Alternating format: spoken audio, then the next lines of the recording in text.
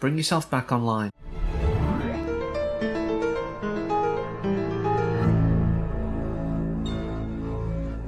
So previously we've discussed, how the humans are a factor in the world, what they mean, what they want out of it, if you will, and their character traits. But I did mention that we'd be talking about the hosts, and particularly starting off their counterpoint to Ford's mindset. I said that obviously he's an existential nihilist, whereas the hosts are existentialists. Don't believe me? Here's some proof. Some people choose to see the ugliness in this world. The disarray. I choose to see the beauty. To believe there is an order to our days. A purpose. And that's from the first episode. The idea of existentialism is to see an order to one's days, to have a purpose, to have a reason to exist, or at least to believe that one is out there. Even if you don't know what it is yet, even if you can't grasp it, it is out there for you. It is something that you can go and find, or go and do, that gives you meaning. And the beauty is that, whilst, as I mentioned, a lot of the guests are coming in to try and seek that, but really they're not going to walk away with it, more than likely. The hosts have got it already there. It's programmed into them, they have their drives, as we learn. Which sometimes is linked into their cornerstones. They have these things that make them do whatever they do, whatever their narrative is, their loop is their purpose. And that's beautiful. And it's weirdly contradictory that the one guy, as it stands now, for the past 35 years, behind all this is a guy with the opposite mindset, who believes that there is no purpose, there is no rhyme or reason, we are simply here. But he believes that having these beings have a purpose is the right way to do it. It's a weird contradiction, but it's part of what I love about this series, the contradiction of many of the characters. But interestingly, with Ford, he does say that they are a purer being. They are kind of elevated. They've got all the best bits, if you will, of us, but without the negatives. We can remove parts of their personality that we don't like. We can reset them to earlier configurations. We can repurpose them if we don't think that they're suitable for where they are right now. That's brilliant. Who wouldn't love to have that as a human? That ability to just do whatever you need to do and not have to worry about how you're going to do it. Just be in the right place at the right time, doing the right job. That's great. Again, existentialism, having the purpose. But there is, again, with Ford, a wonderful contradiction in this. He almost idolises them, not any more than he idolises himself. He is, somewhat narcissistic and megalomaniacal, as I've said before, but he does kind of revere them in a way, as long as he can control them. He makes one of the best contradictory statements that I think, again, just sum up his character and his views on hosts this time around, in episode 7 again, weirdly enough, when he says that, they are free here under my control. Well, which is it?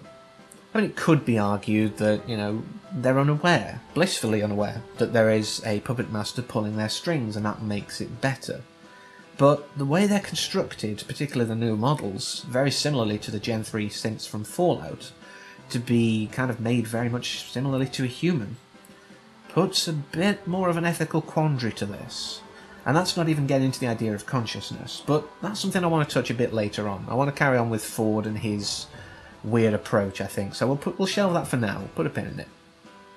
So yes, Ford, he removes the suffering, he's willing to get rid of grief. We see it with Maeve, and obviously with Bernard when, he kills Elsie and Teresa.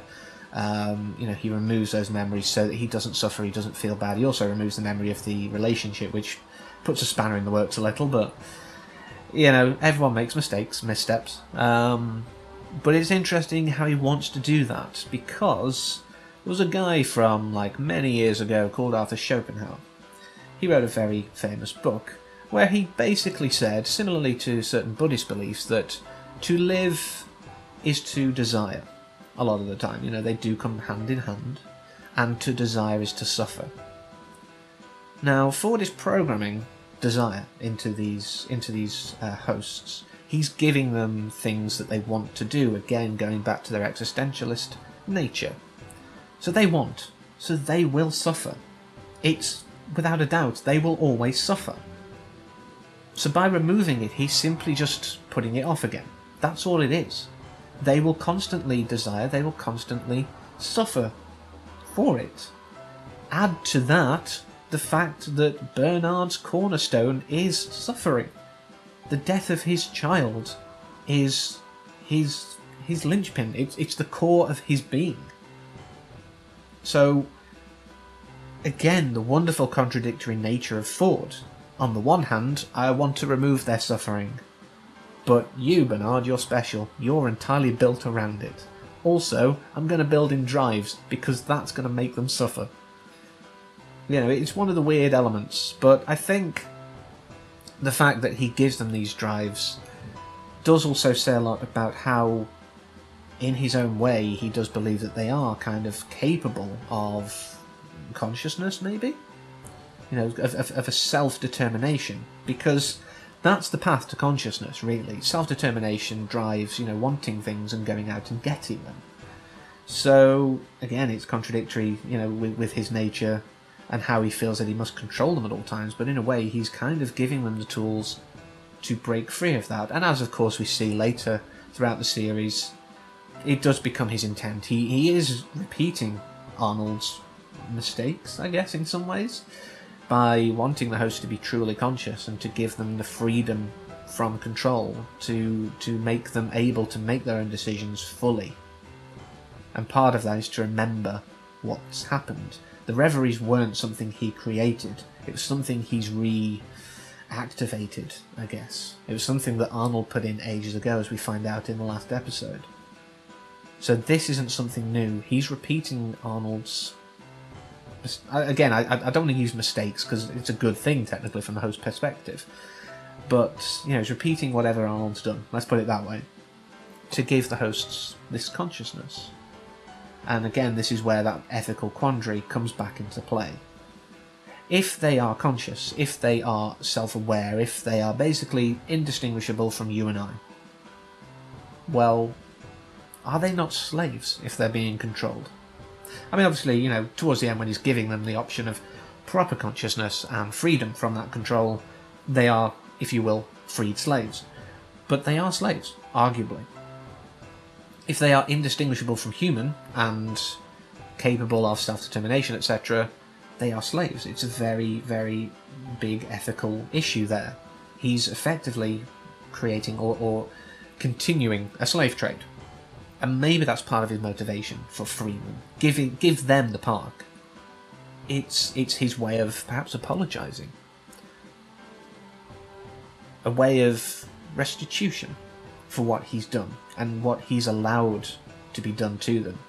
Again, going back to, you know, him wiping their memories. You know, the things that some of the guests do because they have no consequences, because there is no fear of repercussion, is quite horrific. It would be traumatizing to any living sentient being. But they're not living sentient beings, so it's fine, in a way. But still, Ford's weird nature says that he must rid them of that. And I think that shows a wonderful compassion on his part towards the hosts, more than I think he'd show to any human ever. He clearly doesn't respect them. But like I say, at the end he kind of is gifting the park to them. And when we see Dolores finally realise that the voice she's been hearing all along is actually hers, that was the key. That was what they were after. Arnold wanted that sort of bootstrapped bicameral mind thing to be heard in their own voice, because that means then they are truly conscious.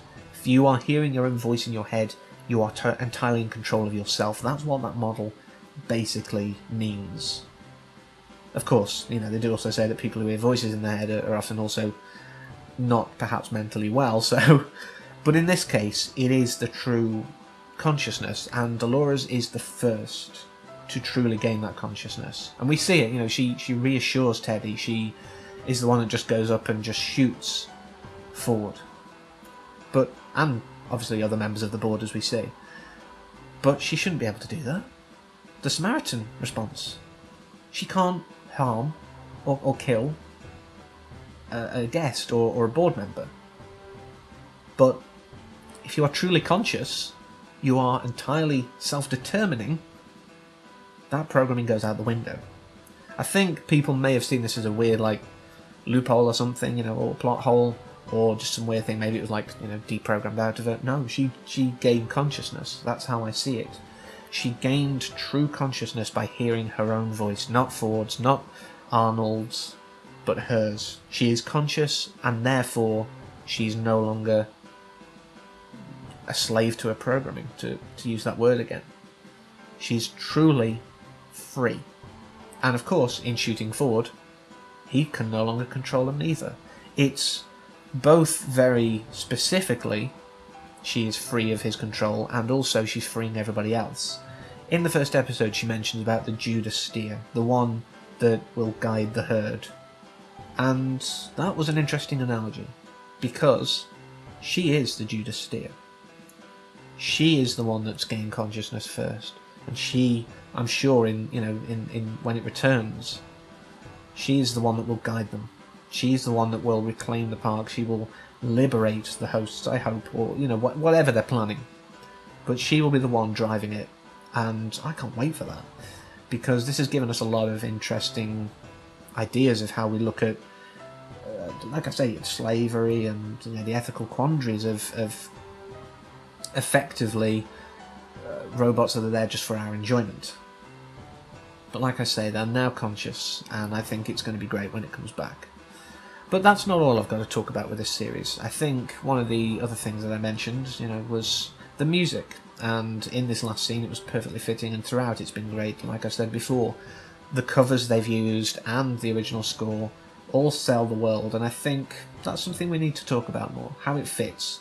So I think we'll leave that for there. We've talked enough. So until next time, I wish you a deep and dreamless slumber.